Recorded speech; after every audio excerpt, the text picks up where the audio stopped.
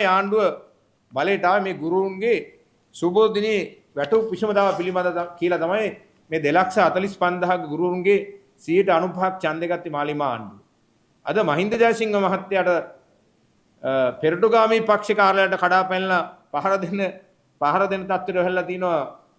ඒ මහා වෘත්තීය සමිති නායකයා ගුරුවරයා කියාගත්ත ඒ හාදේ අද නියෝජ්‍ය ඇමති මේ වැටුප් විෂමතාව ගැන ගොල්ලන්ගේ ආණ්ඩුවම පළවෙනි අයවෙන් ගුරුවරයාට විදුහල්පතිට ණය මේ සුබෝධිනී කමිටුව 19375 ගුරු සේවයේ පළමු පන්තියේ කෙනෙකුට ණයයි ගුරුවරයෙකුට ආණ්ඩුව ණයයි. හැබැයි ඒ ගැන කතාවක් නෑ. අද එකට කාපු එකට බජව් දාපු එකට සෙල්ලම් දාපු පස මිතුරන්ට අද ඇහිල්ලා මහදවල් පහර දෙනවා.